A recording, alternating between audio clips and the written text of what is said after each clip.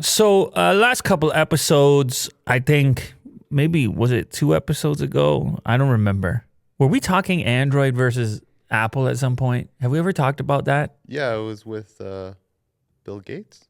Oh, Bill Gates. It was Bill Android. Gates. Of course it was Bill Gates. Bill Gates came out and he was on a Clubhouse and he got asked a question. Hey, man, what smartphone are you using and why? And he's like, you know me. I just go for I like Android. I've been on Android for a while. People start to speculate. What does this all mean? Said he just keeps an iPhone nearby. This made a lot of news, man. I mean, we talked about it, but only after about 1,000 websites talked about it. Everybody talked about it. And I guess it means people care what Bill Gates says. I mean, he was the founder of Microsoft. They've put some energy into software over the years, so people are curious what his thoughts are. And he didn't really go into detail about his preference. He kind of was a little more vague, just saying, when I go to get my Microsoft stuff on there, it's a little easier sometimes on Android. He didn't bring up Steve Jobs. He didn't bring up Apple's desktop OS, that they're competing on those levels. And I also mentioned, keep in mind, they compete with Google in other product categories as well. And Google, of course, responsible for Android. So it's not an easy... They tried to make a phone at one point, Mr. Bill Gates and Microsoft. I mean, people forget about this Windows Phone stuff.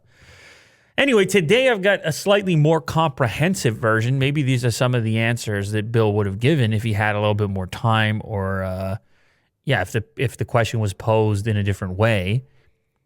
The whole reason for the question is because he was on Clubhouse. And Clubhouse is iOS only for the time being. So people are like, wait a second, you're the Android guy. What are you doing on Clubhouse? And he was like, well, I got to keep one of those around. And it's a guy like this, couple dollars in his pocket, no problem keeping an iPhone around. Sure. Guy like this. Guy like you even. You might even keep an iPhone around. I don't know. Yeah. I'm a diplomat. I carry two. Yeah, do you actually? No, I don't. Like, what's this guy up to over But here? I would switch. You could. It's I not mean, a there's big so many deal. phones around here. You could. Sure, yeah. You could. When's the last time you used an iPhone then? I used the 10R maybe a year ago. A year ago, yeah. Anyway, here we have a write-up from Jason Cipriani, Android versus iPhone, 7 things Apple fans wish their phones could do. And this gets people going, Will. It gets people all fired up. It gets people arguing in the comments, which is, of course, exactly what we're looking for. It's not. Take it easy, people. It's fine. There are advantages and disadvantages, and it's a wonderful world of selection and choice, thanks to the variety that exists due to a variety of tech companies. Variety for you. Yes. Anyway, here's a quick list, starting with use the apps you want, not the apps Google wants you to use. So this has to do with setting certain applications to be the default application in a particular category. Now, Apple has been making this a little bit easier around certain apps. So iOS 14.5 is going to allow you to set your default music app, which this was a conversation I was involved in on Twitter where Casey Neistat was complaining about Apple Music always launching whenever he gets in his car over Bluetooth, which is a real thing that happens if you're using an iPhone, and can be quite aggravating. If you are a subscriber of a different music application in iOS 14.5, Spotify, for example, you could set that as the default music app. You can set your default app for email and web browsing as well in iOS 14. But on Google, it goes deeper, including things like messages. So if you're on Android and you have a Samsung device, you don't have to use their messaging app. You could go and put Google Messages on it. If you're on a Google device, you could use some other messaging app. It's completely up to you. My personal choice is Google Messages, and it's been improving slowly but surely. Now, you could flip this, now that we're talking about messages, you could throw iMessage on the reverse version of this article, something that Android users wish they may have had access to, though Google Messages is becoming more comprehensive. So, on the Android side, you can set default apps for almost everything, not just a selection of functions. The next one, Google Assistant, which this is tough to argue. I don't think anybody, maybe even Apple fans are going to admit that there's an edge there, Assistant versus Siri. You and I have looked at video examples of this head-to-head matchup and just, well, Assistant is just ahead, faster, understands context better, the sort of follow-up instructions. It's in Google's wheelhouse. I think we can admit that. If we can say that hardware is in Apple's wheelhouse, I think we can say that voice assistant is in Google's wheelhouse for now. And whenever I goof with iOS, it's probably the number one thing that I would say that I personally miss is assistant, and just how often it gets things right. It's funny how these things work. It's a very low failure rate before you just go back to typing things out. In my mind, if it misses it a couple of times, you feel like a goof. Yeah. You know, oftentimes, for example, my mom will just trigger Siri in front of everybody. She'll everybody be talking, conversation, something. She'll want to look for detail and be like Siri, and everybody's like, oh, yeah. Everybody's like, it's not gonna. And then sure enough, it misses, and then she has to say it again, and then even when it does get it, it's like your search results are provided here, and you got to click again. And how does she feel about it? Oh, she doesn't care. She'll put you through it. She doesn't care. She's like, you're gonna wait for my voice assistant right now. However, it's just an advantage. Like I said, I think most people can agree on this, regardless of which platform you prefer overall for as the entire list of features that you like and so forth. But that's one area where I think we can all admit what's going on. Using two apps at once through a split screen mode. Now, what's interesting here is iPadOS lets you do this. iPadOS, when it comes to multitasking, has features that are beyond what you can do on the phone. And now, granted, this is not a feature I use all that often. It's a kind of cool one for certain use cases. If, what is the example they give here? Maybe you're trying to look up a contact's phone number to send to someone on Facebook Messenger, or if you need to reference information in a document when composing an email. I mean, it's obviously something that's useful to a set of users. And when it comes to a feature like this, it's like, well, when you're not using it, it's not bothering you. So it's kind of just a little bonus to have it there. We don't know the reason why Apple's in no rush to implement it on the phone, but for the time being, it's probably most useful on the biggest phones because that's where you really want to... you can utilize the screen real estate. Take advantage of the real estate. Actually, that brings us into the next feature, which is Stylus Input. And that's another one which is kind of in the same boat as split screen. By the way, on iOS, I believe some apps will do like a window draw over top. Does YouTube work that way on iOS? I think so. Is it... Yeah, like a picture-in-picture? I believe so, but it's not quite split screen. Anyway, point being, Stylus is in the same category when it comes to those power users that use their smartphone as maybe even their main computing device.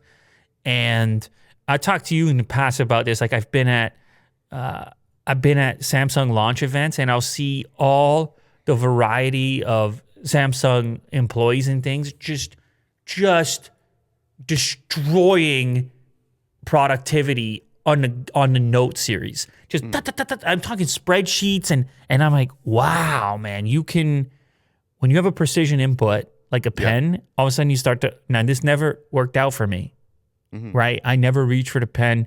My habits were too ingrained as far as tapping around on my smartphone, so I never fully gravitated towards the pen myself. But you do have to admit, for precision work and also for artist types like yourself, Will, you could just pop that out like you used to do, the old version Willie do, when you used to just be notepad sketch. Yeah, when you would just get inspired at the simplest things before you became jaded and an angry individual. Well, yes, that is true. Don't worry, it comes with age. No, I'm just kidding. I'm kidding. Willie Doo's as optimistic as ever. Don't you worry. And then the last one that's listed here is home screen customization. This is a thing that took off for iOS recently when the widgets launched. It's been there forever on Android and all kinds of Android people. Well, make sure you know that these things were available previously. I don't really care. I don't get all bent out of shape on this stuff. I don't really care, Will. No, I just, if it's a better feature, implement it. Let's go. I mean, unless it's a patent, unless it's a legal situation, If you really want widgets and you're on iOS, go have those widgets, man. I want everybody to have the coolest experience possible, obviously, as long as it's not a legal type of situation. Anyway, so even here, still, you have a little bit more flexibility on Android because on iOS, you're still kind of stuck with the grid layout of some kind, whereas on Android, it's like endless, your options for how you're going to lay the thing out, particularly when you dive into the next category, which is launchers. I think you are currently a launcher user. I have used every launcher that's ever been out there. Yeah. Right? Early Android days, that was half the fun of it, is just playing around with launchers, saving your settings, just having your phone have so many different looks to it and experiences with it. So Apex Launcher, Nova Launcher, Action Launcher is listed here. I believe I've even experimented beyond the scope of that variety of launchers. You're currently using a launcher, am I right? Yeah, I'm currently using Nova Launcher. And look at Nova Launcher, 1.2 million votes, 4.5 rating, incredibly versatile. You could do anything with it. And you can save your settings when you migrate to new phones. You can just quickly bounce right back into your previous home setting to make you feel all warm and cozy real quick. So anyway, this is a pretty good list of things you may wish were on iOS. And to be clear, you could easily make a similar list to this, but on the flip side, and talk about things that exist on iOS, certain integrations that are there that don't on Android. But I thought it was worthwhile. Get you thinking about the things you like about one platform versus another, and not intended to incite any kind of war in the comments, but instead for us all to be very appreciative of the fact that we have a selection in front of us. There's going to be a war. No, man. Today's sponsor is Manscaped, and they got a St. Paddy's Day promo. I didn't even realize St. Paddy's Day was coming up. They are the leaders in below-the-waist grooming, and I'm here to ensure that you have the best tools for your ball trimming ritual. This is all about keeping yourself in order. This is all about maintenance. This is all about hygiene. This is all about comfort. Yes. This is all about confidence. Uh-huh. You didn't expect me to go to that last one. That was deep. Actually, when I speak about the confidence component, I meant it in the sense that when using this razor, you are quickly convinced that you're not going to damage yourself, that you're not going to hurt yourself. And now you could take the confidence to another level that now you're all tightened up, and therefore you feel more confident out there in the world. Like, you could take it that way, but I'm saying it starts with the confidence using the actual product. Confidence within as well. It's a lot of confidence. Yes.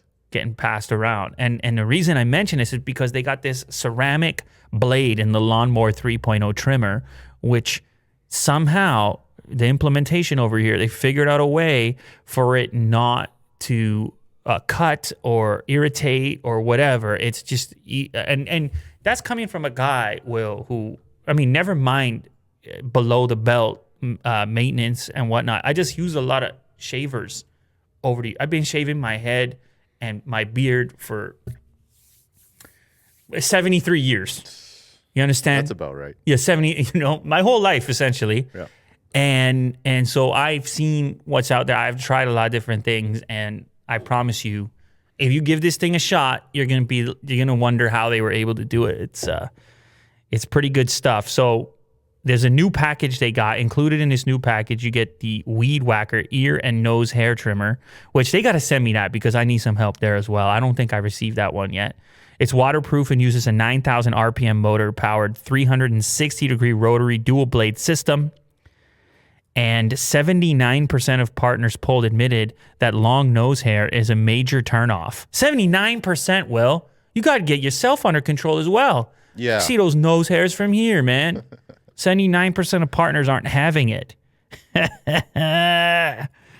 All right, so there's other stuff you get in the package as well. They have the famous liquid formulations, the crop preserver, ball deodorant, crop reviver, ball toner to maximize your ball hygiene routine. Get the performance package now and receive 2 free gifts.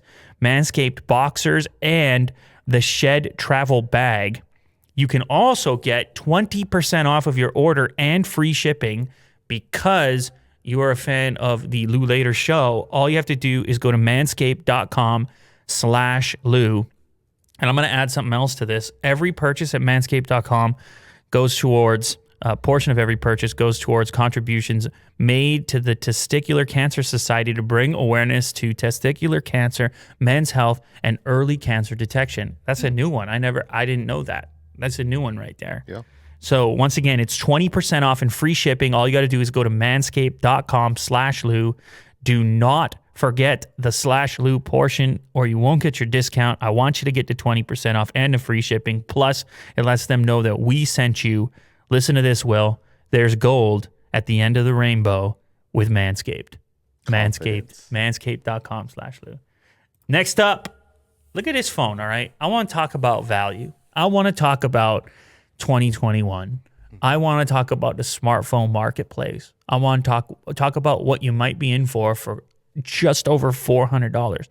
The Realme GT 5G is now the world's cheapest Snapdragon 888 phone.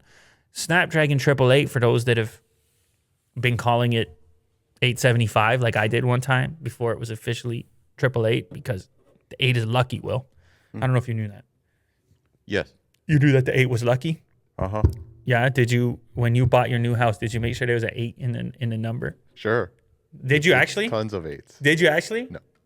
You can just make it up. Just put 8s on the window. They're like, hey, that's not your number, dude. Anyway, so 888 is the top tier, man. It's the best Snapdragon you can get. And to see it pop up in a device at $430 USD equivalent is kind of wild. And it's not even the fact that you're getting a flagship chip in there. How about the fact you're getting a 120 hertz OLED display and 65 watt fast charging? $430. Like, that's disruptive. It goes to show you what's happening elsewhere in the world. By the way, this is just launched in China. It's probably gonna, some formulation, end up in India. Guy like you in a place like this, you're never gonna see something like this, Will. You're just going to be spending thousands of dollars for your smartphones, and that's the end of it because they know that you'll pay it. Yeah, that's the way it is here in the Western market. Anyway, it is encouraging that within these competitive markets, you're like the type of stuff you're seeing being delivered at these price points. So this device, the spec sheet is honestly, it feels like $1,000 spec sheet. However, the camera is likely a step back, but maybe the camera is not the most important thing to every buyer. I mean, it's kind of funny because we get into these performance showdowns and so much of it is centered around the camera now, assuming that everybody wants to be a professional photographer. No, maybe not. Maybe people want to play games. There's other types of buyers. And the camera hump is less. And the camera hump is less as a consequence. It does have a camera in it, obviously. Actually, the camera is from Sony. It's a 64 megapixel Sony IMX682, so mid-range camera module. That's probably something that helps get the price down. Some other specs here: 6.43-inch display, 2400 by 1080 Samsung OLED panel, the 888 SoC, as I mentioned, 8 gigs of RAM, 128 gigs of storage, and a 4500 milliamp hour battery with 65 watt fast charging. In-display fingerprint under the screen, NFC, USB-C, and a headphone jack. Wow. What a time, eh? It's a good spec list. Yeah, I know. It's like a lot of things. If you had seen this spec list like a year, like if you just put another brand name on this spec list, you would actually assume to pay twice the price. Mm-hmm. Legitimately. Now, I haven't tried the camera. I don't know how poor it can really be at this price point. Also, the styling has to be to your taste. It has kind of like a racing stripe look to it, which, you know, maybe you like. It's some vibrant like colors as well. Very speedy. Very speedy. There will also be a higher tier version with 12 gigs of RAM and 256 storage. That'll be the equivalent of around $510 USD, still relatively affordable. Now, here's another thing to mention though. Some of these promotional tactics, they have an entry price for the initial launch of the device to get people like us talking about it. So we sit here and say, "Oh my God, how'd they do it?" And they would call it an introductory price, almost like a mini early bird Kickstarter type of thing. Sure. And then the price would elevate at a later date. And I know some fans in India, don't like when this happens because they use the introductory price as like a sort of free marketing component. Yes. And then don't make enough units available at the introductory price. So I would say rewarding early adopters is cool, but maybe let people know exactly how many units you're talking about so they know the scope of the promo.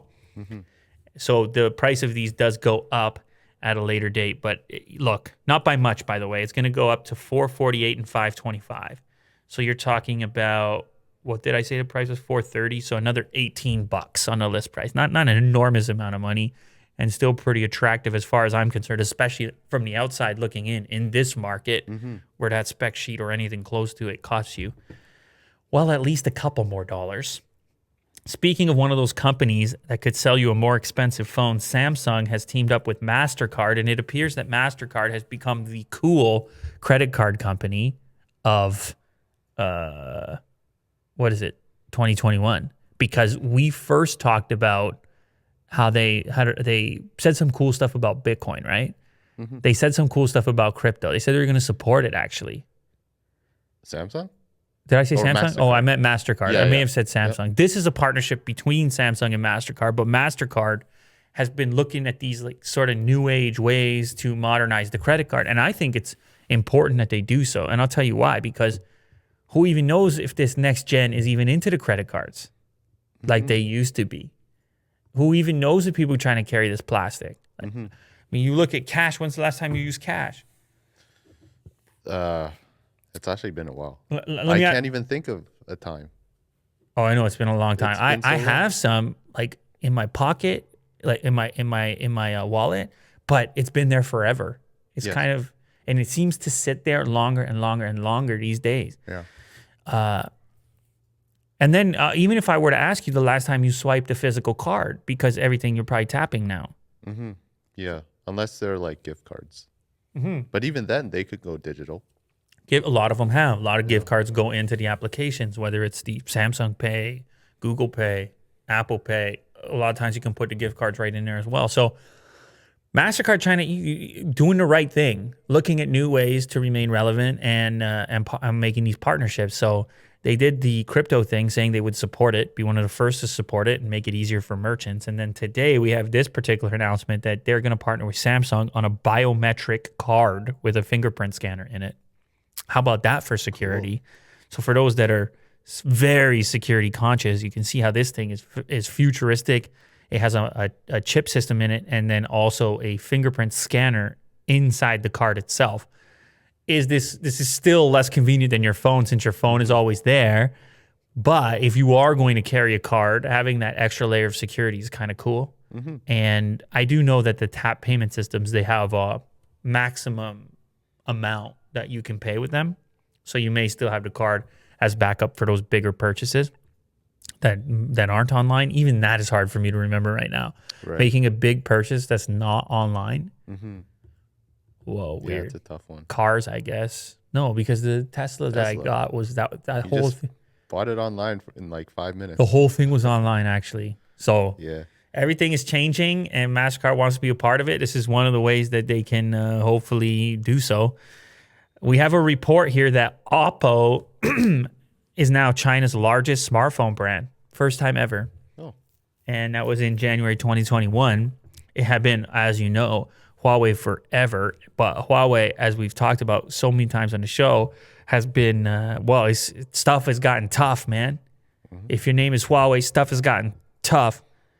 They had to sell off Honor first off. There's been rumors that they would sell off the premium smartphone business themselves and focus their efforts elsewhere as well, because it's been so tough for them to get their hands on components due to all the sanctions and the restrictions and things going on. Well, Oppo, it doesn't look like they're crying.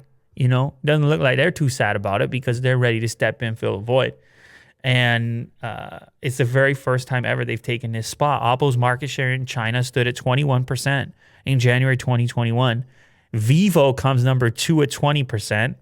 And then Huawei, Apple, Xiaomi around 16%. This is from Counterpoint Research. They're always giving us these nice figures to look at.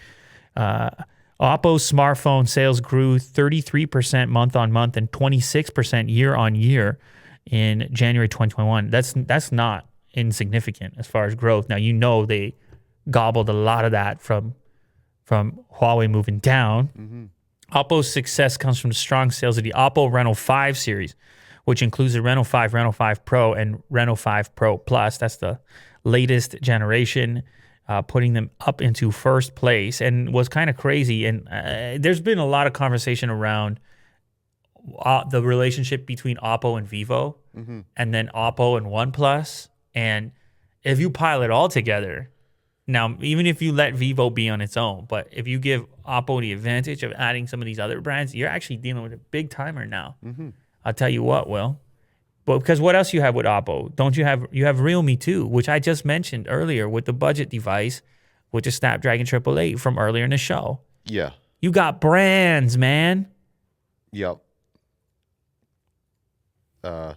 Yeah, they're doing they're doing really well. I never knew. I thought Huawei was always going to be on top. Like they were always number one in China. But a lot of people would have thought that. Kind of surprising. Yeah. 5G has been a big component as well, as far as just the smartphone market in general in China. Actually, more than 65% of the handsets sold in Q4 2020 were 5G handsets. So it's a lot of people getting their 5G upgrade going. You got to load the Douyin real fast. Sure, yeah. You know what I'm saying? Of course. Man, that was crazy. When we were in Shenzhen and we went into McDonald's, you remember that? Yeah, everyone's just scrolling. It was every single person was using Douyin at every table. You couldn't find a spot to sit. It was like as if you didn't have to order food to be in that McDonald's. You could just chill forever. Yeah. There was like no rules on that. And so everybody had to head down and just do yen all day. And they were telling us, they're like, look, man, this is it. This is what it's about. Everybody's going to be doing it. And I was like, man, that what I'm doing in the future? It's happening right now. I was like, am I just hunched in a McDonald's with TikTok? Is that? And I guess you're right. It is happening to a certain extent right now. Thankfully, I have not become possessed yet. I am fairly lucid from time to time as far as the world is concerned, and continue down this challenging path of talking for hours. Yes. Seeing how that works out. Yeah. The opposite of Douyin. But anyway. How about this one for innovation? Sony is exploring tech that will turn bananas into PlayStation controllers. This is not a headline I expected to see today. Nice. However, interesting nonetheless. It got me thinking actually about a video I made a while back with that controller. I don't remember the name of it, but it was you could turn any everyday object into a button. Makey.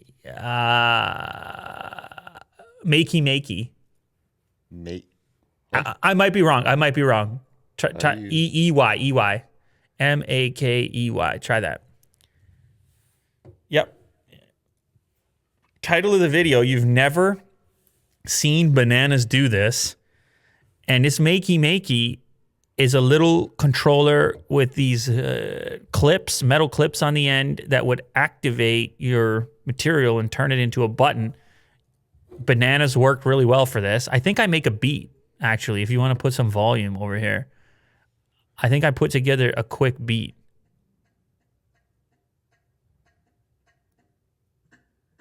I think I get a better beat going than that. Those are some groovy bananas right there. Let's take it to the next level. Yeah, let's take it to the next level. Okay, here we go. I made a keyboard out of these bananas. 1, 2, 3, 4, 5, 6. 6 bananas. All right, get them hooked up here, Lou. There's the little controller that came with it. Oh, I got the synthesizer going as well. Wow, good times, man. Unbox Therapy's been around for a while. I'll tell you what, Will. Yeah. Here we go. You got the low end. With the diamond box. I don't even think I've seen Yo, you didn't believe I made that with the bananas. No, I haven't watched this. Give us a little more volume on that.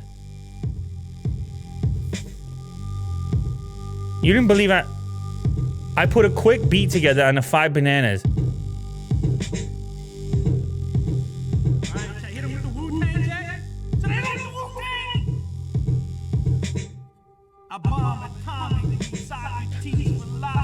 Wow. Yes. Damn. That is 3,000 years ago. What a fun time. That doesn't even, I'm not even sure who that is. I don't even know if that's me. I'm not convinced. Some other dimension or something. But anyway, when I saw this banana PlayStation controller thing, it brought me back to that exact moment because I was like, I already knew bananas could do more. Yeah.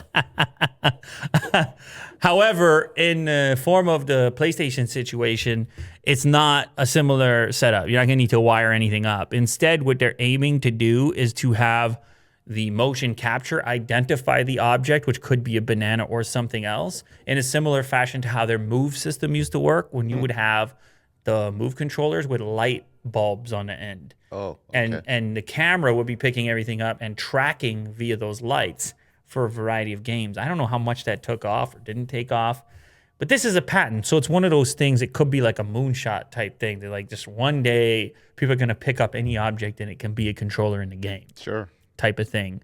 And they use the banana for the purpose of the patent, but the entire concept is around everyday objects becoming controllers via camera tracking idea. And actually, funny enough, you see the hands holding the banana. A banana is not all that different in shape from a controller. Sure, yeah. When you see them superimpose the X and the triangle on the banana there, it's kind of like, oh yeah, Yeah. look at the curvature there. It's Sure. kind of a controller. Bananas are nature's controller.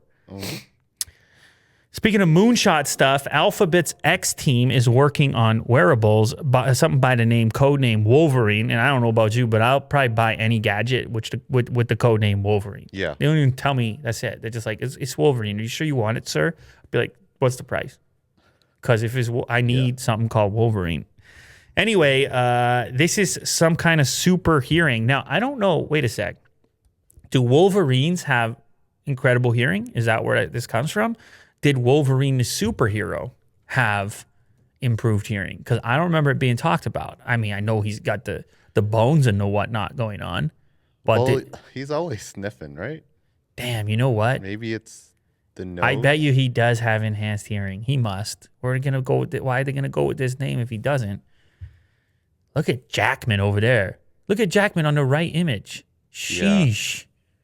What are you gonna do? What are you gonna do when that guy rolls up? Well, Oh, man. you just what are you gonna do? You just lay down? Like, here's Otis. You can have him. He's all yours. Take him away. Yeah, so we got a new report here. According to Insider, the X division started working on a project all the way back in 2018 to let wearers focus on one particular speaker in a group setting with overlapping conversations, or speech segregation. This is done through an in-ear device packed with sensors and microphones, which has proven a design and physics challenge. So let me just put that in other terms for you. What this is aiming to do is have it where you and I are in a noisy environment, right? It's a lot of chatter going on, but I need to focus on what you're saying exclusively. So I need some software and some sensors to be able to direct themselves towards you while at the same time filtering everything else. A type of noise cancellation, but very directional, as opposed to the way noise cancellation works right now, which is less sophisticated than that. And I mean, it's still very useful, but instead it's searching for certain frequencies and things like this. And any of the more advanced versions, like I was telling you earlier today, the one where you trigger the transparency mode via voice, it's like none of that stuff is prime time yet. Right, yeah.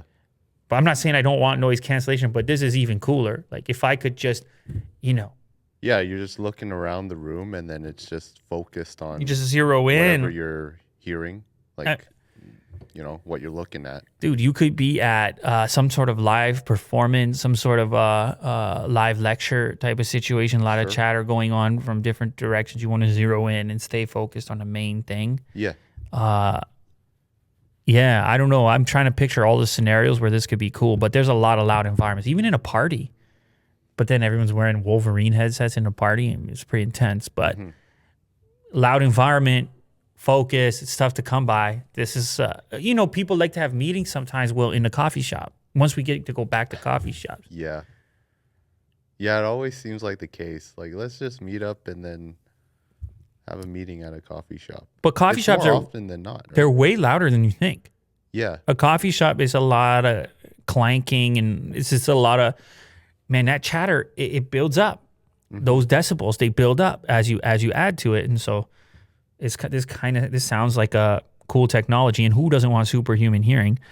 Alphabet confirmed to Insider that it was exploring the future of hearing, while the likes of ex-chief Astro Teller and Google co-founder Sergey Brin have received early demos in 2019.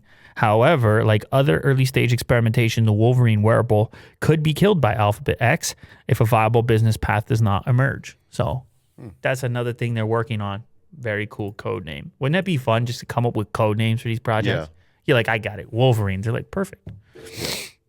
Razer is doing their very own sound-related thing. These are their new audio glasses called Anzu Eyewear, smart glasses with built-in speakers and blue light filtering, along with a second polarized lens.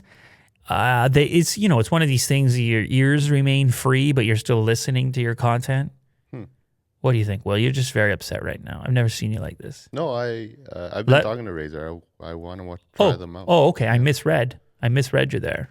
You're excited, you and you wear glasses. Yes. So it might be fitting. You could have these on, and just be completely ignoring what I'm saying to you while you listen to something else during the show. I'm just like her. I'm just staring off into nothing. We could be doing this broadcast and you're listening to another broadcast, which is what you actually want to be listening to. Yeah.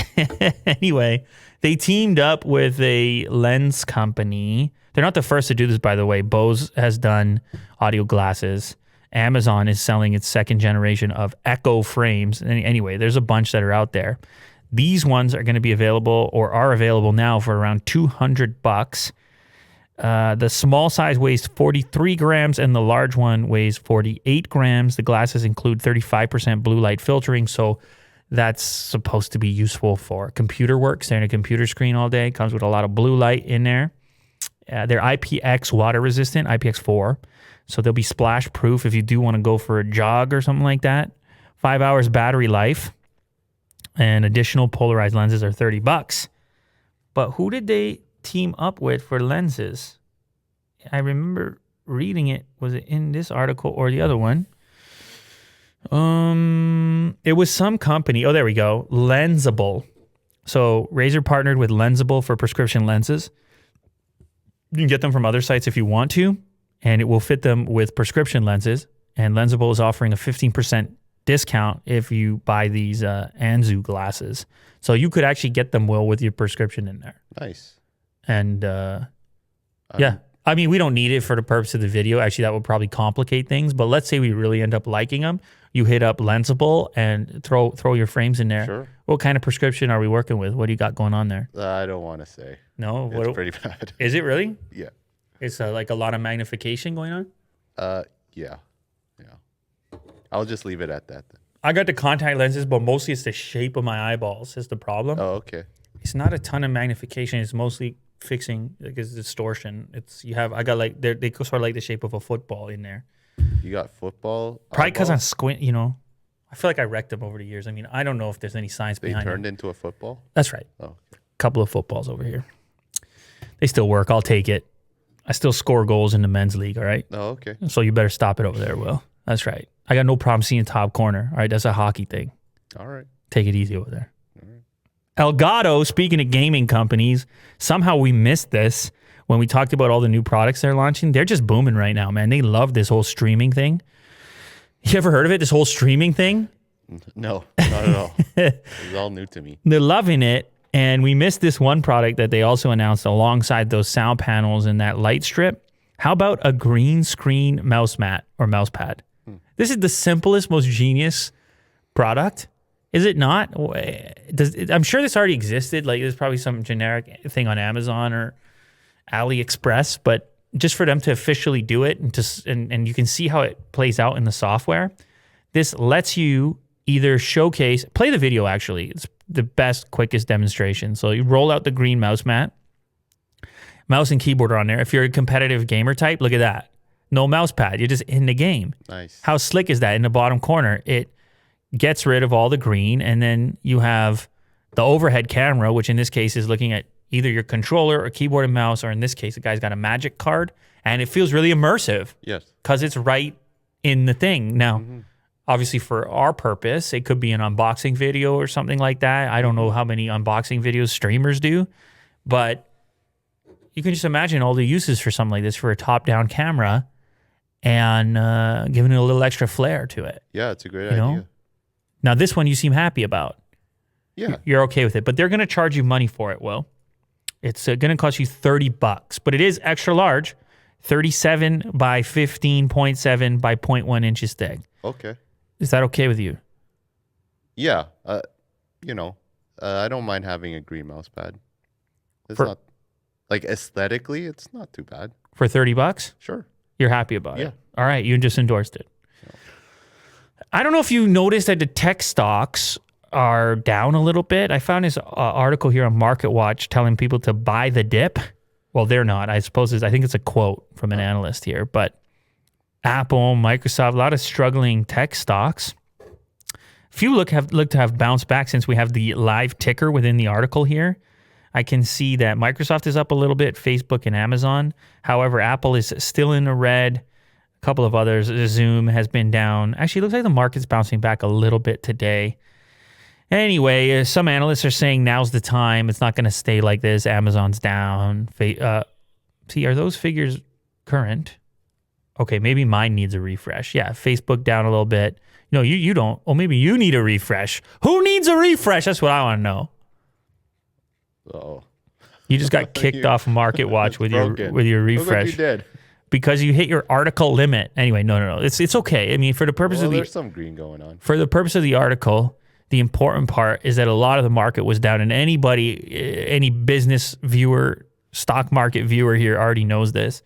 And a couple of them have bounced back a little bit, but they were 2 negative days in a row, yesterday and the day before. And so it got people talking about maybe there's a value here. Maybe you should buy this dip. This term got so much hype lately, whether it's Wall Street bets or crypto or even just regular analysts. It's all about buying dips now. Sure. Just dipping away. Yep. Getting in on the dip. Like dipping dots. Dipping dots, which I wouldn't mind as far as dips are concerned. In the vending machine. I know what you're saying. Yeah. I know what a dipping dot is. Mini little ice cream ball. I've seen a dipping dot before, man. Actually, we got a video coming up on the space ice cream, which I don't think I have tried before. So, I can't spoil it. You got to try. That's a little teaser right there. Anyway, that'll come soon. I don't know. You do what you want. This is not financial advice, as they say. Don't buy a dip. Don't buy a dip. Just watch Blue later. That's all that matters, right? Ford Mustang Mach-E is eating into Tesla's U.S. sales. You sent me this story. I was kind of surprised by it. I said, are you sure, Willie, dude? They're really eating into it? But I read the article. It kind of makes sense. Up until recently, what was your other option from a Tesla EV that you really felt was like a cool EV? There wasn't many. Like, it's the first time there's a real option. And we had the Mach-E in the studio. And it's definitely not that car over there. No. But it's actually kind of nice, the Mach-E. It is, yeah. I'm not going to lie, man. That thing is here to compete for sure. I was surprised by the fit and finish of it, quality that they put together, and the focus that they put onto it, certain design decisions and the versatility of the vehicle. Somehow they made a thing almost look like a coupe, but meanwhile, it's a 4-door small SUV. Mm-hmm. And look is this Mo's B-roll on here? Mo, did you shoot this B-roll on the Mach-E? So shout out Mo as well. He's very proud of it. Will? Yeah, it's great. Good job. I mean, look at this stuff. There's camera movement and look at the transitions. I think that's a rim right there. This was a big day. It was. Studio cleared out. Every time there's a car in here, it's a fun time. Mm-hmm. And that was the most controversial part of it, was the fact that it had this badge on the front. Because people were like, that can't be a Mustang. Right, yeah. We mean electric Mustang, and Mustang used to mean something different. Mm-hmm. But if we put that to the side and just look at the vehicle as it is, that was a cool vehicle. Yes. And so I'm not surprised that they gobbled up a little bit of market share from Tesla. Tesla has lost, what do they say here? Tesla's share of the U.S. EV market fell to 69% in February, which is down 81% from a year ago. So it's not a crazy drop, right? What are we talking about, 12%? Tesla's U.S. sales are still climbing, though, according to analysts. So we're just talking about increased appetite for EV stuff in general. right? More sales for everybody, but market share changing hands a little bit over here. The new electric offerings from traditional automakers resulted in their combined U.S. EV sales more than doubling to 9,527 vehicles. And Ford's Mach-E, which won SUV of the Year honors this year, started deliveries late January, accounted for 3,739 February sales, according to figures from Ford. Now, Ford didn't say specifically. They did not say, what did they say? Let's see here. Hang on a second. Did not comment on Morgan Stanley's analysis. That's where these figures came from. However, the spokesman did say that the companies, that 70% of Mach-E buyers were new to the company, were new to Ford. Oh. You follow me here? So they could have been previous Tesla owners or some other automaker, but they were fresh buyers, which would seem to indicate that market share may have shifted. So anyway, I mean, it's good news all around. I think even you go and talk to Elon Musk, I don't think he's very bitter about it. I think he did have some sort of a few statements. He's talked at length, and the electrification of the automobile segment has been a target, and you got to get the ball rolling. I mean, they really got the ball rolling, proved it was a thing that others should be doing, and then now look at us now. There's options that exist, and for the record, 69% of the market share is still a healthy chunk for Tesla in February. And we'll see what happens as they start shipping the Cybertruck and continuing to build out their number of offerings, you know.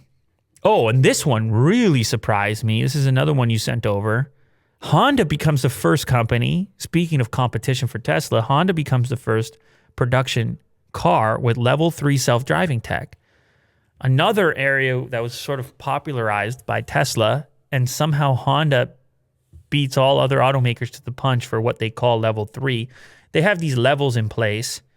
The SAE has tiers in place for vehicular autonomy, and at each level, there's some new feature or capability that the vehicle has to be capable of autonomously, and then you can scale up to those next levels. And Willie, dude, that was fast. You just had yourself a moment. Well, we did this before. Ladies and gentlemen, can I just say something to you? We had the same exact I don't care. I don't care. I don't care. And you did this exact same thing. No, because you want to know something? I don't care. I pay close attention to the pace of things as this show progresses, and I see what's going on, all right? This was a little faster than usual, all right? And it was exact, and it was the target, and it was where you were going, and it's what the people need to see right now. Well, yeah. He found synopsis.com autonomous driving levels, and this is a nice description of what happens at the different levels. And Willie Doo just quietly, as I'm chattering over here, he just brings it up for you. You understand? So you don't have to.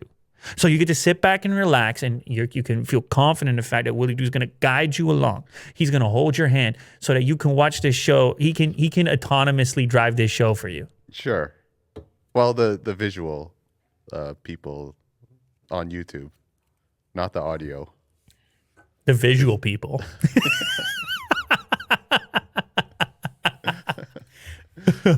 Well said, Will. Yeah. Well said. With their eyes. Anyway, yeah, using those eyes, those eyes of theirs. Or shout out the captioning. Yeah. As well. We have the automated captioning on YouTube has gotten so much better. Yeah. If we're talking about eyes, we might as well bring ears into it too. You got. Anyway, level 3 capable Honda vehicle. They put out a video, which is kind of cool to watch. And the craziest thing happened in this video, Will. By the way, level 3 conditional automation. It means environmental detection capabilities. The vehicle can perform most driving tasks, but human override is still required. Up until now, from the other manufacturers, you're looking at partial automation level 2. This dude in the video, he's got a movie on. He's watching a movie, Will. Is he? And it's a Honda official video. Are we at this point of telling me I can watch a movie in the car? You see how my voice went over there? You see what happened to my voice? Uh-huh. Am I watching movies in the car? Because I don't have any time to watch movies. So this could be a big deal for me. I know a lot of people will not be on board for something like that, to be entrusting such a thing to take their eyes completely off the road. But we've seen clips, people, they take a snooze. They're not showing you to take a snooze, but look, he's watching it. Look, wait, where are his eyes? He's watching a movie. Their promo video, he's on the highway watching a movie. Hefty autonomy. What's kind of funny about it too is the Honda he's driving, I think it's called the Legend. The badge on the back said Legend. It's such an everyday looking Honda. Yeah. But yet it's so smart. I actually kind of think that's cool. But either way, it's people are catching up to Tesla, really, is what's going on. Yes. And these automakers, they have years of experience, many, many years of experience, and they also have talented engineers and all the rest of it. And the reality is this future is coming faster than we may have thought in as far as autonomous driving is concerned. And it's going to reach more people this way, right? Because you have this variety of automakers globally. They're starting to support features like this. I know Cadillac is putting out a much more enhanced version of its own autopilot stuff. Sure. It's just, I mean, eventually it's going to be a high percentage of these cars on the highway without the hands on the steering wheel. I'm just putting that out there. Yeah. It's only a matter of time, Absolutely. Will. Only a matter of time. Oh, you must have seen this. This was big news. Twitter's rumored undo send feature. I know you got all kinds of feelings on this. Do I? Yeah, you do. I'm glad that it's hopefully coming out. That's it. That's it. All right. Well said. Basically, the way this works is kind of like the undo feature on Gmail. It is not an edit button that many have wanted. There's an animation here that showcases how such a thing could work. This feature was discovered by app researcher Jane Manchin Wong. She says Twitter is working on undo send timer. Now, how this would work is you would have this progress bar with a big button that is also a button that says undo. And I suppose if you notice typo or something like this, or you have second thoughts on the tweet that you're about to send, you could hit this button to undo and recraft it, be done with it, whatever. I think this is genius. It gets them away from having to worry about the delete, not the delete, the edit thing, which it seems they're not interested in, or they would have done it already. But it still gives you a sort of an edit, like one shot at an edit. Undo's a little quick though, the timer. Really? What if you have like a paragraph? I think looking at those typos and nobody tweets a paragraph. You tweet a paragraph. Okay, you're right. They have the 1 out of 100. Oh man, you're when the people put the number in the thing. Oh my God. You're right, Will. You're right. Maybe. How about this, Will? But hang on. Yeah. The undo progress bar is relative to the number of characters in the tweet. Yes. Dynamic. Good job. You did it. I work for Twitter. You saved Twitter. I work for Twitter. Yeah. Jack, hit me up. I got nothing going on. I'm not busy at all. As you can tell. I'm not publishing videos every single day. No, that's not me. Somebody else. I got time. I'll come on down. I need an engineering role. I'll be in the creative side of it, though. Sure. I'll speak to the engineer. I'll say, there it is. It's dynamic. Yeah. What a nightmare that would be. Imagine me. Imagine you got to listen to me. What a nightmare that would be. Anyway, yeah, so a lot of people have wanted something like this. It may or may not come out. Another thing mentioned in this particular article is the potential paid subscription model with the super follows. And here's something that I read that maybe as part of the premium version of Twitter that they could roll out in order to increase revenue, that they could make this feature part of premium to try to encourage people like, don't you want undo tweet? You could have undo send. And you could also have profile customization options that no one else has. I don't know. I could see some people paying a few dollars for that. But it would be nice to see it roll out to everybody. Did you see this Tom Cruise deepfake stuff? I don't remember if we talked about it or not. I don't think so. You didn't even see it? I saw the title. You're Mr. TikTok. Yeah. You're always TikToking. Yeah. This guy on the left has been pulling a real Tom Cruise thing for a while with the deep fake. Look like Tom Cruise. And when I saw this article, I was like, oh, makes sense why it looks so good. Because the guy, his face shape is basically Tom Cruise. Yes. And his features are basically they're super close to Tom Cruise. Probably the only difference is his nose a little bit, and even the hair's is pretty much the same. No, the hair never got mapped. The hair is his hair in both. Oh, okay. Yeah, it's just the face portion. Chin is maybe a slightly different shape, and obviously there's a few more wrinkles on Tom. I think this guy's younger than Tom. Anyway, he's been posting these viral TikTok posts with deepfakes of Tom Cruise, just being an everyday dude, and they blew up. Obviously, they're well done deepfakes, but they are deepfakes. And is this the one? You can click the video. This is deep Tom Cruise TikTok breakdown. You can put a little volume. I think it's okay. I gotta put volume. I turned it down from earlier from Banana Time. How AI and VFX are unlocking the future of our imagination. Deep Tom Cruise revealed. What's up, TikTok? You guys cool if I play some sports? He did a good job. Like, the acting is good too. His voice is fairly accurate as well.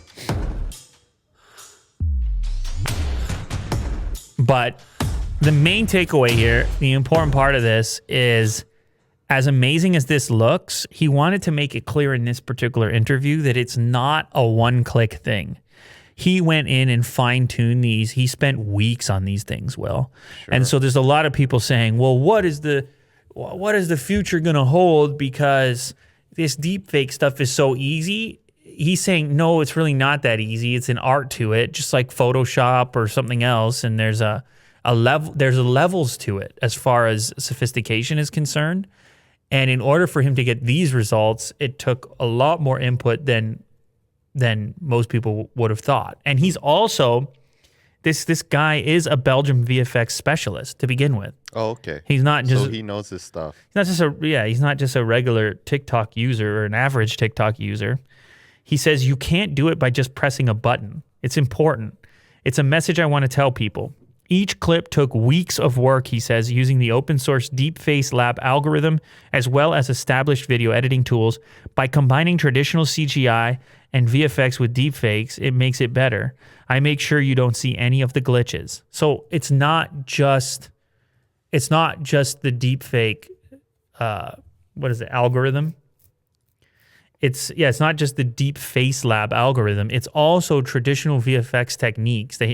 Look how bad that looks. That's such low res. Will's showing off a Dave 2D Unbox Therapy deepfake where he put his face on mine. But, I mean, he doesn't look terrible, but it's obviously not to the level this guy was putting together. No. And so it's a mixture of certain techniques, VFX techniques, sophisticated techniques take time to become sophisticated at, right? Mm-hmm. Anyway, it doesn't mean that it's not going to potentially be a problem down the road. You could still imagine that it would be worthwhile for somebody to hire a professional to create a deep fake potentially for the purpose of misinformation or something like this. But it seems to be that we've avoided most of that in the short term. And for now, it's some fun little TikToks. Yes. But I've seen this stuff all over the place, so it totally worked. As far as creating viral clips, yes. I saw these on Instagram. I saw them on YouTube. Obviously, they started on TikTok, and here they are posted on The Verge. So, well, shout out. I mean, it's good work. You got to admit that. Yep. It's well done work. We have some more NFT talk. Mark Cuban, I don't know if you knew, he's become a huge fan of NFT, blockchain, Ethereum, smart contracts, financial products on a blockchain, all this kind of stuff. And he came on here, I guess he's on CNBC, and he seemed to indicate that he believes the NFT hype will level out. Maybe it's a little too hot right now type of thing. I know you and I had this conversation about Kings of Leon. Being the first to launch their album on via NFT. And we talked about YouTuber Logan Paul doing his very own NFT. And of course, the record-breaking Beeple artwork, which was originally purchased for $60,000 and then sold for $6 million or something. Yes. Something like this. So It's hot right now, but it's like everything else in the world, Will. When it's hot, it's hot. When it's, when it levels out, it levels out. And I agree that we have not seen that resistance point yet on a lot of these. There haven't been enough buy, sell. There's not enough buy, sell activity, volume. Many cases, it's a buy and hold, and you don't know what the market is when and if you have to liquidate the thing quickly. It's a collectible, I suppose, for many people who get interested in it. It's meant to be somewhat long-term, unless they get an amazing offer. Yep. Obviously, there's been tremendous value generated on the NBA side with the Top Shot project that they've got going on. But anyway, Mark Cuban comes in just to cool things off a bit and say, yes, maybe it's a bit boosted right now. Maybe things will stabilize. That's fine. But the key portion, the key thing that he says is the technology is what matters. The technology is the cool part, and the technology is here to stay, and I have to agree with that. Right. I think the idea is good enough to stick around. I love the idea of blockchain technologies that can authenticate, that can verify, that just tracked and recorded. Just this idea that you have this distributed network responsible for authenticity or scarcity and collectibles. Like, it's just, of course, it's an of course situation. So it's not the type of thing where it's get in now or never at all. It's more, I mean, it can be that for some people, but it's more for somebody like me who's into technology, it's more a progression thing that is nice to watch and cool to see. Yes. But collectibles as a whole are out of control, not just digital, but also collectibles, memorabilia in the real world, which I have another story coming up about that in a moment.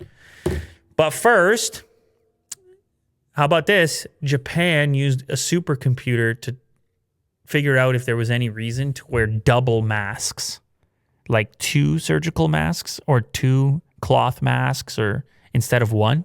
Okay. And I can actually make it real quick for you. They pretty much found out it's not worthwhile to wear 2 instead of 1. Have you ever done this? Have you worn 2 before? I literally read a story that it did help quite a lot. No, I know. And then that's why they did this study, because people were suggesting these findings in part contradict recent recommendations from the U.S. Centers of Disease Control and Prevention that 2 masks were better than 1 at reducing a person's exposure to coronavirus. So you have but of course, Will, in this thing has been full of how many contradictions? Yeah. It's been part of this whole thing. Everything's a contradiction. But anyway, it depends how much you like the Japanese supercomputer simulations. It's up to you. Sure. If you like that a lot, you go with that one.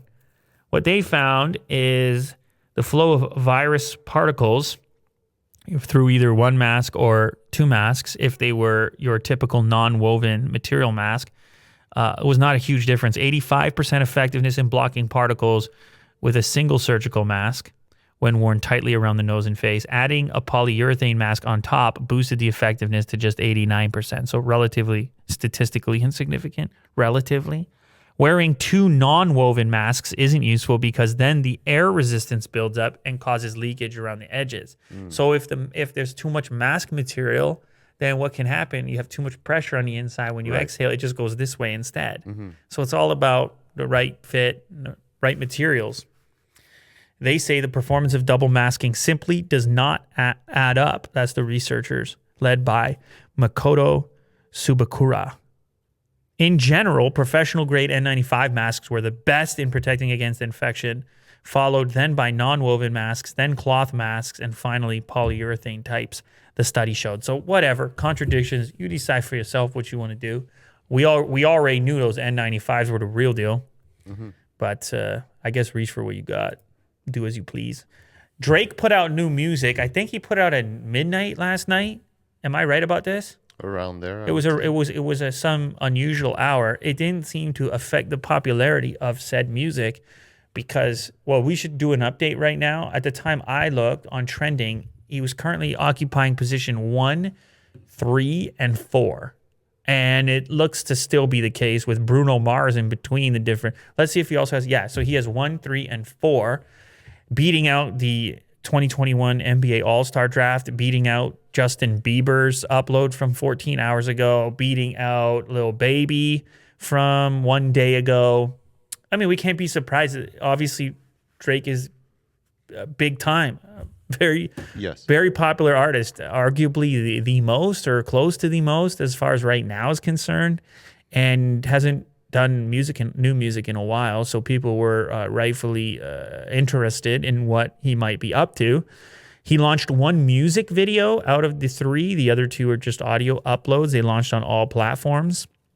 What do you think about it? So the music video is number 1 on trending. The title, What's Next? They shot everything in Toronto. Yeah. Right? Which is kind of cool for me and you. We know these places. It's all very familiar. He's under the Gardner Expressway. He's at the airport. He's in the TTC. Yeah. Like it's got that extra appeal because of that. I like the look of it. It's constantly snowing. Blizzard. Exactly. It's a blizzard the whole time. They're doing donuts in the Mercedes. They got the CN Tower shot is pretty sick. Now I realize we're talking mostly about the video and not necessarily the music. I kind of like how hard the songs were, because as far as Drake putting out new music, some stuff is a lot harder than other stuff. Like as far as the more trending towards the more R&B thing, right? Because he does both. Yeah, he does both, and it's fine. Like whatever, yeah. I'm cool with it. However you want to express yourself, whatever. But this stuff is definitely more in the category of I've been gone for a minute. I got some pent up. I'm kind of pent up right now. You're gonna hear what it's about, and I gotta say I don't mind that. Especially probably my pick. I'm probably gonna do the lemon pepper one because there's no hook in it. It's 6:24. Like the verse just goes on, and so it's kind of cool if you really want to invest and maybe go with a little more depth on the tracking the actual lyrics, but it's probably not the biggest banger out of the bunch. Okay. Like as far as a motivator, either way, whatever, it's cool. I'll tell you one thing that did happen though. Well, first of all, shout out Drake. Well done. I know he had knee surgery or something. Oh yeah. Yeah, I don't know what type of an injury it was, but he had been kind of recovering for a while. So it's good to see him back on the microphone, having some fun with it, representing Toronto. That's cool. And it's a lot of people talking about goats and things like this as well. Yes. Yeah, a lot of goat emojis, people saying he can't miss. Mm-hmm. Seems to be the case, type of numbers that are coming up right now on the initial release. Yeah, there's him recovering. I told you I wasn't crazy. He's recovering. Look at the wheelchair over there. I mean, it looks like a decent place to recover. Mm-hmm. I'll tell you that right now. Anyway, one of the songs, I think it was What's Next, right? Am I crazy? I think was it What's Next that had this in it? Hold up. I'm about to get flagged if I play too much of this. I'm about to get flagged. Or maybe, oh no, it was Wants and Needs, yes. Which had Lil Baby in it. Okay. And I don't know, are you a big Lil Baby guy? What is your exposure level to Lil Baby? I'm indifferent. Okay, so I've seen a couple of Lil Baby has a really unique voice. And like this song, I was like, oh, you know what? Yeah, I should check his track that just came out because I saw it on the Drake track, and then I was like, okay, let me scroll down because he's also on trending right now. And then let me tell you something. That track, Real As It Gets, that thing was hypnotic. That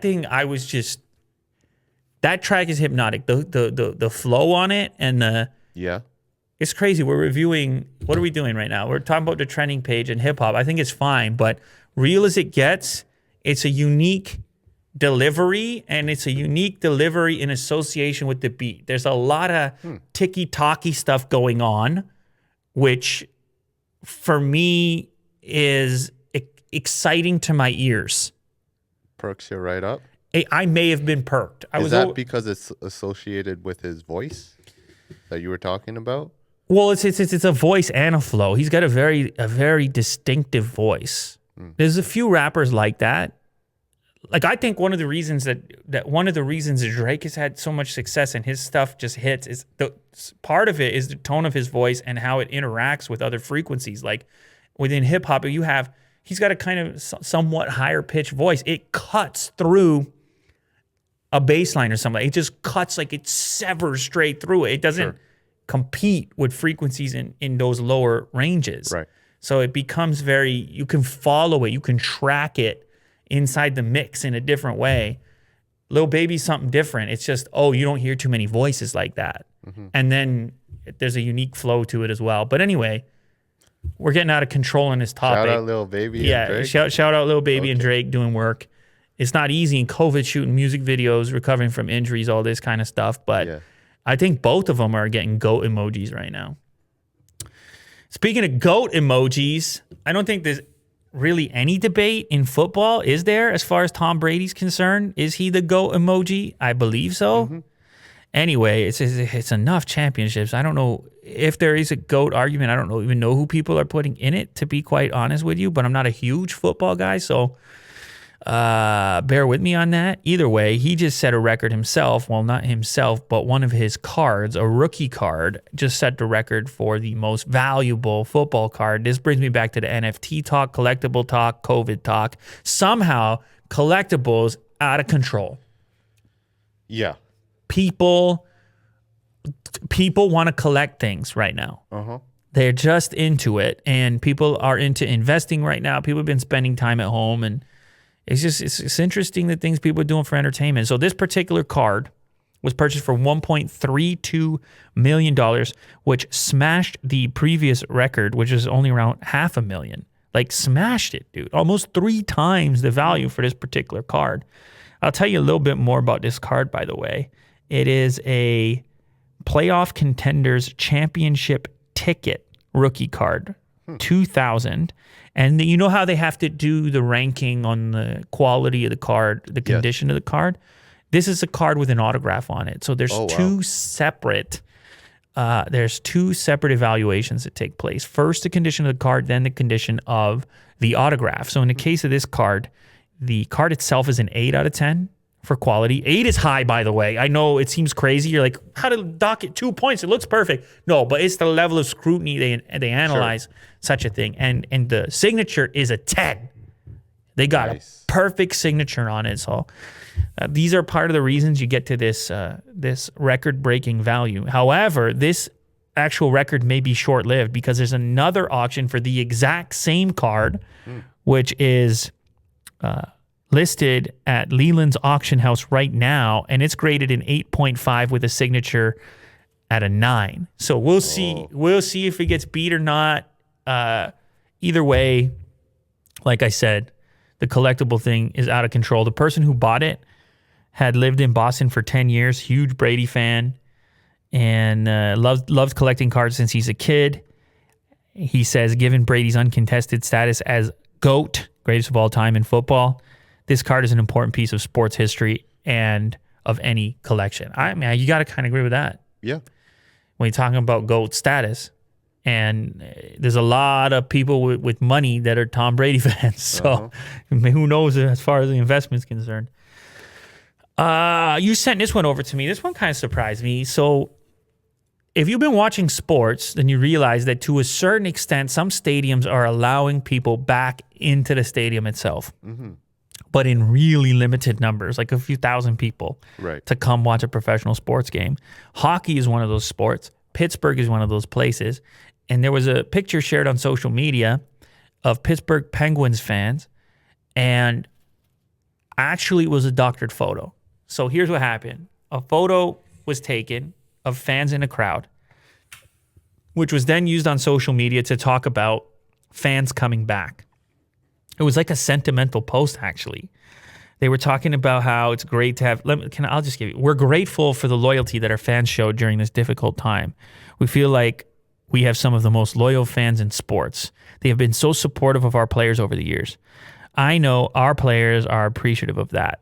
And that's from Mike Sullivan. I'm actually not sure who Mike Sullivan is. Is that the owner or is that, either way, someone affiliated with the organization?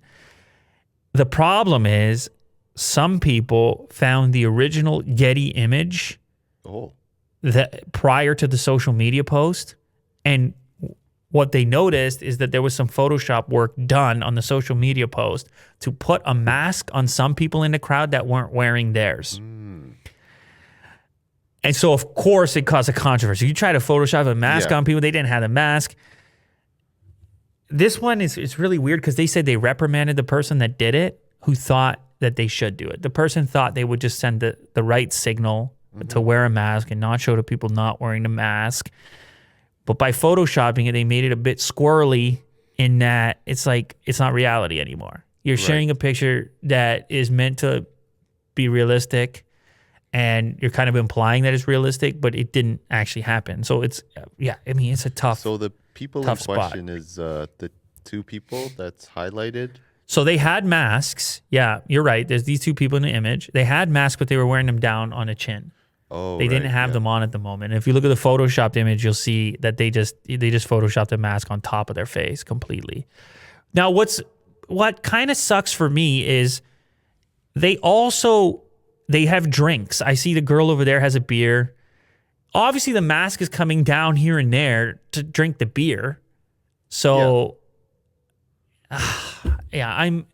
they were already in there Photoshopping it. I don't know who made the call. Somebody's been reprimanded. It's a conflicting one for me. It's a very difficult scenario to find yourself. Yeah. But one thing that was mentioned on Twitter was, hey, you had a pretty good image to begin with because they had a pretty high ratio of people wearing their masks correctly. Sure. 1, 2, 3, 4, 5, 6, 7, 8. I mean, it's like 90%. Yeah. Of the people have the mask on. Is that not good enough? I don't really know. They're split up. They're separated as well. But either way, it was doctored and then they got caught and then it turned into an issue, as is usually the case when things like that happen on social media. Here we have a take on the dangers of going to Mars. Dangers await humans on Mars as Elon Musk sets his sights on colonization. So here we have a science journalist by the name of Shannon Sterone. She said that SpaceX founder Elon Musk is absolutely out into space when it comes to the unrealistic colonization of Mars and listed the myriad of ways the red planet can kill humans. Here's the quote. You can choose between your blood boiling, fizzing up like a can of soda, dying from having your muscles deteriorate, freezing to death, you name it. You have a lot of options, says the author of a recent Atlantic article, Mars is a hellhole. Musk, on the other hand, says he's highly confident that SpaceX will land humans on Mars by 2026, adding that it's an achievable goal about 6 years from now. Huh. I didn't know he was saying 2026. That feels really soon. Yeah. Very soon. Because these rockets aren't really completely those SpaceX vehicles not exactly worked out yet, but yeah. I guess they're making progress. The Starships and whatnot. I guess they're making progress. Well, look, I don't really care. I'm not going to hold them to 2026. It's a cool project. It's a cool target. Yeah. I'm also not going to tell him all the ways you're going to die. I'm sure he's aware of all the ways you're going to die. Sure. It's not ideal trying to go to another planet. It's not going to be easy. Most things, that are worthwhile, they have some challenges involved in them. So I'm not going to try to discourage it. But yeah, certainly, if you land there right now, there's about 1 billion ways you're going to die. And it's not going to be without its complications. And I believe Elon or others have at least said that first group of individuals pretty much needs to be prepared to die there. Whoever is willing to step on board for that initial trip to Mars. Yeah, and basically not coming back. You're not coming back. It's not a round trip. Yeah, even if you are capable of, whatever they can fit in the payload, this is the part that kind of screws me up. What can you send preemptively? They just sent the rover there. Can you send supplies or the materials that you're going to need to build the correct environment for survival? Can you start shipping that stuff and dropping it down in advance? And isn't robots supposed to do that? They kind of... that would be amazing, right? Yeah. It's not that crazy for us to say, but the costs involved, I think, are kind of out of control because, you saw this rover situation. They're crossing their fingers. They spent years on it. Mm-hmm. So the whole thing, yes, it's a lot of moving pieces, but it's having an impossible target can be a really, it can make for a really exciting life. Yes. So I'm not trying to discourage that, but yeah, it's gonna be hard. Who knows if he'll ever get there? But I don't know why she sounded like pretty angry about it, or I don't know. Maybe I don't know if maybe not. Maybe she's trying to sell a book. Sure. Yeah. Right. I might get out. Or maybe she's trying. If I had a book, Will, is called Mars is a Hellhole. I'm probably gonna go around and tell you that Elon Musk is crazy and Mars is gonna kill you in 5 seconds. So that's fine too. One more space-related story. Here is the Demon Asteroid, the size of the Eiffel Tower. It's gonna zoom past Earth on Friday. You like that one, Will? It's in the shape of a peanut, the size of an Eiffel Tower. It doesn't care about you. Oh. It's not gonna hit us. Don't worry. You're not dying on Friday. You didn't seem very concerned. You didn't seem very concerned. But there are giant slabs up there floating around, tumbling, spinning. Is there a name for this? Yeah, asteroid? Demon. Yeah, Demon. Demon? That's the name? The actual name is Apophis, but the translation for Apophis is demon. Yeah. Well, Apophis was an ancient Egyptian demon. Oh.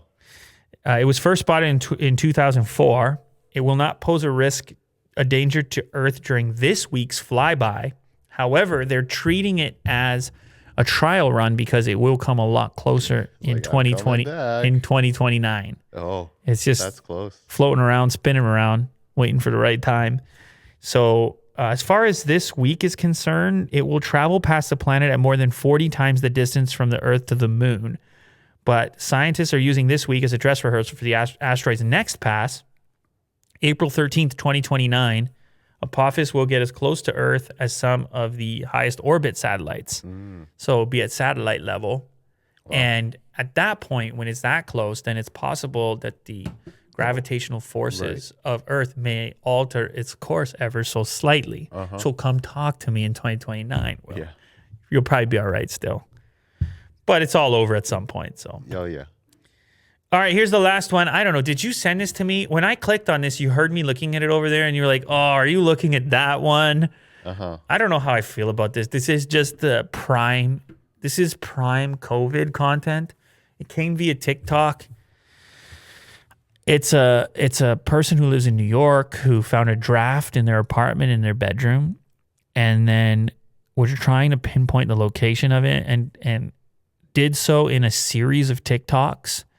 Figured out that behind their mirror was a giant void, and that the breeze or the draft was coming from an opening in their apartment, which was only covered up by this small mirror. And when they removed the mirror, it was like, oh my God, what's behind there? Yeah. And then she was like, I think I've got to climb in there. That's exactly how she said it. And then you had 5 different viral TikToks of, oh my God, imagine if you found another apartment on the other side of your apartment. And I'm like, you know what's on the other side of your apartment? Other apartments.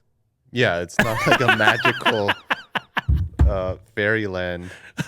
Anyway, suddenly appears. The apartment was abandoned, so that's what made it spooky. Anyway, sure. I guess if you've seen the movie Candyman, then I think there's some component of it where there's other apartments behind there's something about abandoned apartments in that horror movie. Right. So I guess that adds to the spookiness of it. But really what it was is a vacant apartment.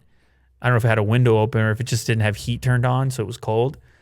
But it was behind her apartment. And it certainly wasn't up to building code. You're not supposed to have a mirror covering a giant hole between apartments. So that was kind of interesting on its own.